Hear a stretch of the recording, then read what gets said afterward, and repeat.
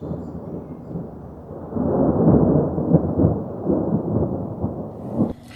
I'm at the car wash right now, but I just kind of thought about making this audio clip from my car. Excuse me. So I was thinking about something earlier today, and it sort of reminded me of a conversation that I had with one of my friends about a year ago. And he made the comment, he said, Dion, why do you always go in hard in the paint against the Democrats? Why do you always go in hard against the Democrats? You know, why don't you like Obama? Why don't you like Kamala Harris? Why don't you like any of these other people in Congress, whether they be white, black, it doesn't matter, or whatever they claim to be? And my answer has always been the same. Because I actually have some conservative views, but if you look at a lot of my videos, most of my videos are pretty much anti-Republican, anti-conservative, because I don't like the things they do. But in my opinion, they're following in suit with what they're supposed to be doing. And the reason why he made that comment is because a lot of times we would be on the phone with multiple guys. There would be multiple guys on the phone, and we would just be chopping it up. And of course, I'm always going in on the Democrats, and he's like, "Hey, why are you going on the Democrats? You must be a GOP. You must be down with MAGA. You must be down with MAGA." No, simply because I don't bow down to the Democrats. Simply because I don't like the Democrats or I'm not feeling the Democrats don't mean that I'm MAGA or GOP. I don't like either political party. I see both of them as two of the same. They're slightly different in nature, though. I see them both as anti-black political organizations. And when I look at the Republicans, I see them as honest in many ways, almost to the point where I kind of respect them. Because they'll just come out and let you know that, hey, look, N-word, you don't mean nothing to us. Now, we'll allow you to be a mouthpiece for us. We'll allow you to kiss butt. We'll allow you to, maybe, if you're big enough, you might have a huge enough following so we can peel off maybe 1 or 2, maybe 3% of the black population from the Democrats. But ultimately, you mean nothing to us. If you make under a certain amount of money, you mean nothing to us. If you desire to put an effort into academia, because, they seem to be anti-education for some reason, mostly because they want worker bees. They're against you. If you don't believe that people who are making, in the top 5% tile, they should get large tax breaks and everyone else should get tax increases, or have their benefits stripped, or have low wages. I mean, the minimum wage is what, like $7.75 or something. I don't know what it is. It's under $8. It's, it's a bad deal. You're not a free thinker. You're not an innovator. You're lazy, all this kind of thing. This whole thing where the expectation is for you to work till you're dead, work until your corpse. And that's the thing. They sell that really well. They market it real well to even poor white people have no problem with saying, no, I don't need benefits. No, I don't need health care. No, I don't need any tax breaks. Give it to the rich, because the rich is going to hire me and then give me a good job. But that's not what we see. That's not what we have been seeing. We haven't seen that in years. So the way I look at it, the Republicans are open about theirs. They'll tell you that black people, you don't mean nothing to us. Your desires, your calls, your plight, your causes, your plights mean absolutely nothing to us. We'll talk that American jingoism foolishness, but ultimately we don't see you as American. Now, the Democrats are different because they're like a sidewinder snake. They move differently. And then when they strike you, a lot of times you don't even know that you've been struck. And I'm going to give you a good example of why I feel the way I feel about the Democratic Party. Because, I think they're worse in many ways. Again, I know what to expect from the Republicans. But the Democrats tell you that they love you. They tell you that they respect you. They tell you that they see you. They understand your situation. They understand of the obstacles and the hurdles that's in your way, right? Okay. But they don't do anything. Often, many of these Democrats don't push for Medicare for all. Many of these Democrats don't like real progressives. So this is why they'll get behind another a moderate Democrat like an Obama or Joe Biden instead of getting behind a true progressive Democrat like Nina Turner. Or at least she's more progressive than probably 90% of the Democrats that's in Congress and in the Senate. So, they would not get behind her. They'll go for another candidate that is more moderate, that's more vanilla, if you know what I mean. Basically, people who don't make any changes. They are status quo politicians. Now, what we saw out there in California last year, because this is going somewhere, I'm connecting the dots here. What we saw here in California about the reparations bill that was shot down, it wasn't shot down by the Republicans. Now, you had a Republican that kind of basically act as if he cared about black people, but what he wanted to do was show the hypocrisy of the Democrats that's in the California House.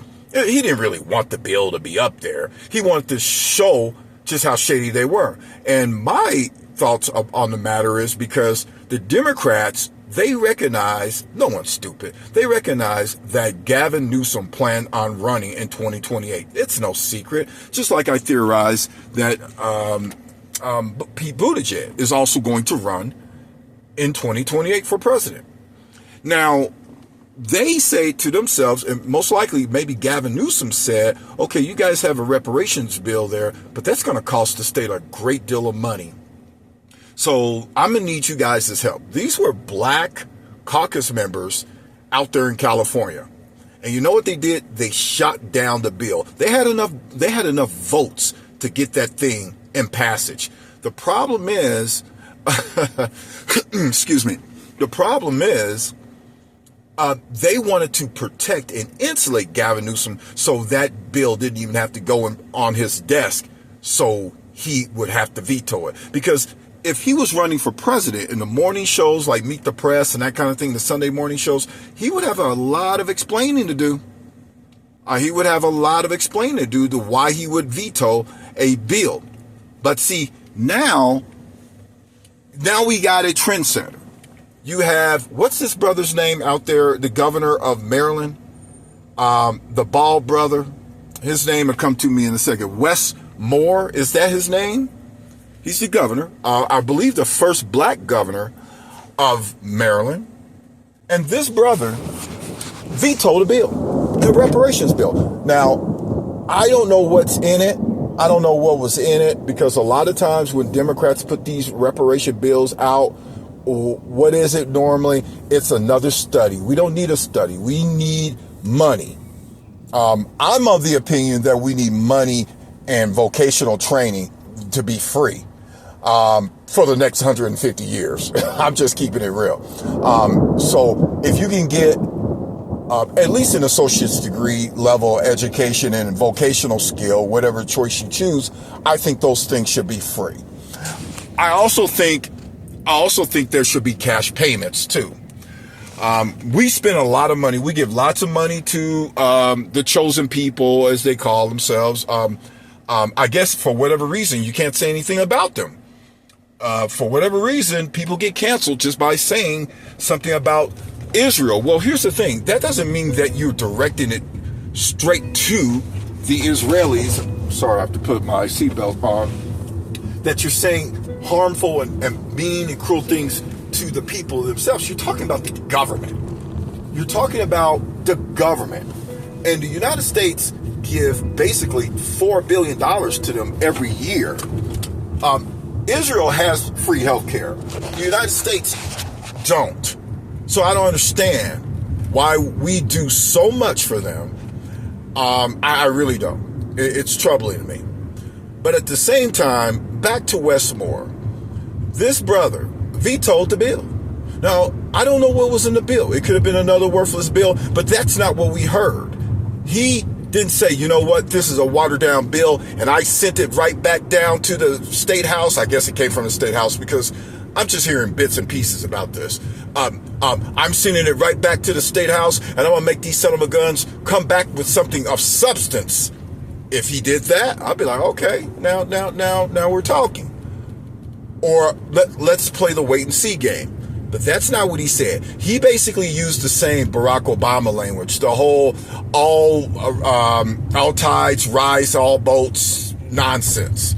You know, he didn't go in hard in the paint for anything reparations based, and hard in the paint. He didn't do anything in regards to reparations. He basically, in so many words, said that reparations is not needed. I'm not a big fan of the idea of just putting words into an individual's mouth, but that's basically what the man said. That's basically what he stated. So this is why I'll tell anybody that the Democrats and the Republicans are basically two anti-black organizations. They're two anti-black political organizations. One is just more overt. One is disrespectful and horrible, anti-education. One is pro-white supremacist. Because you can be pro-white all you want, but to be pro-white supremacist where you want to control everything and you want to put your foot on everybody's neck who doesn't look like you, pro-white Christian nationalist, anybody who's not a Christian, anybody who wavers a little bit on their religion or have no religious background at all, you feel like they have no rights, they shouldn't even be in America, that kind of thing. I have a problem with those people. But that's who the Republicans are. They've been like that for a long time, and they don't even hide it, and that's what I respect. Whereas the Democrats say, oh, we're down for you, we love you, we represent you, again, we see you, but we don't do nothing for you. We'll give you a George Floyd statue, we'll give you a fake holiday, which, when I mean by fake, let me take that back. I don't think that Juneteenth is fake. I think that Juneteenth was something that black people was already doing on our own. We didn't need that day. We didn't need a national holiday, which, by the way, the Trump administration doesn't seem to be celebrating it. From what I hear, certain parts of the government won't even acknowledge MLK Day. And he was the nice Negro in their minds because they've watered down history. They whitewashed history in order to make him where white people can swallow him. But, you have to understand why there are black people like me who is completely allergic to both of these political parties. You got one party who basically puts a Band-Aid on everything, right? So you have a wound. You have a cut on your arm. Let's just say what was that one condition that Tsar Nicholas II's son had? Little Nicky, was it hemophilia or whatever? And okay, so you have a wound. Racism in America is basically a unstoppable wound. It just keeps bleeding because they won't ever do anything about it. They won't do anything about it at all. What the Democrats do, they come in and they bring a Band-Aid. They put a Band-Aid over it. So yeah, you don't really get more additional dirt in it, maybe even if you do a little bit of Neosporin on it or whatever. But ultimately, it's still not healing. You're still not solving the problem. And then every 4 years or every 8 years, you have a Republican that comes in and rips the bandage off. They just rip the bandage off. You're never getting healed no matter what party is in there. The Democrats just make it seem like they're doing something real for you. They're not. They're only putting a Band-Aid over the situation. They could care less about any black people, and how they vote and how they make laws pretty much demonstrates it in every term. Black people are never in the forefront or ever a consideration when it comes to real legislation that actually impact the lives of black people. So, but anyway, yeah, this is one of the reasons why I don't like either political party. But if I'm on the phone, Zoom call with a bunch of black people, it doesn't do me any good to talk about Republicans. We all know that they're scumbags. All of us, everyone who's on the call, recognize that the Republicans are horrible, racist scumbags. The problem is most Democrats, most black Democrats don't recognize that the black Democrats, or they could be white too, it don't matter, that these Democrats, these liberals, they aren't for you either. And they're racist too. I mean, it's a more subtle racism. I'll tell you one thing. Just because someone doesn't burn crosses in your front yard and walk around with Confederate flags and say the N-word doesn't mean that they're not racist.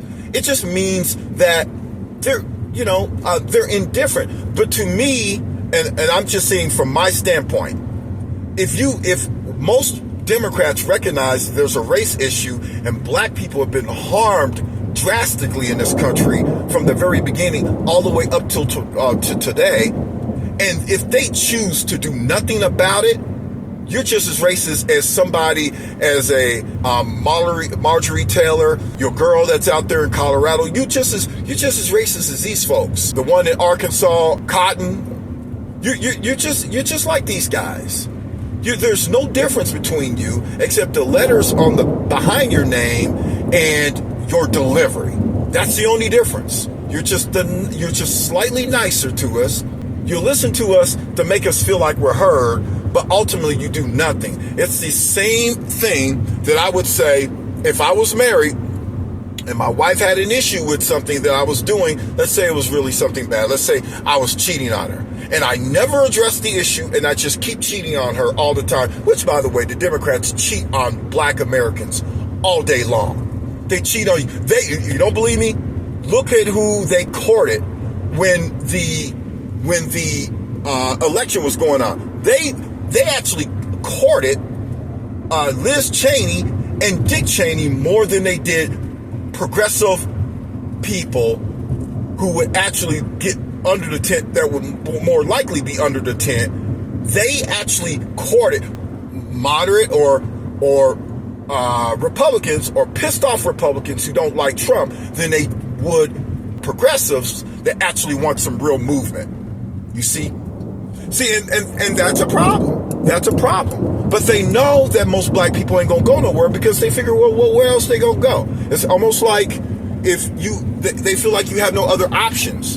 And I can understand why black people feel that way. I'm not completely insensitive about it. I'm just pointing out a molestation is still a molestation, no matter if it's the uncle, the stepdaddy, or some stranger that you never seen before. It's still a molestation. So that's the thing. You guys are comfortable with being molested by people that you're familiar with, instead of just recognizing that all of these guys, both the Democrats and the Republicans, are predators.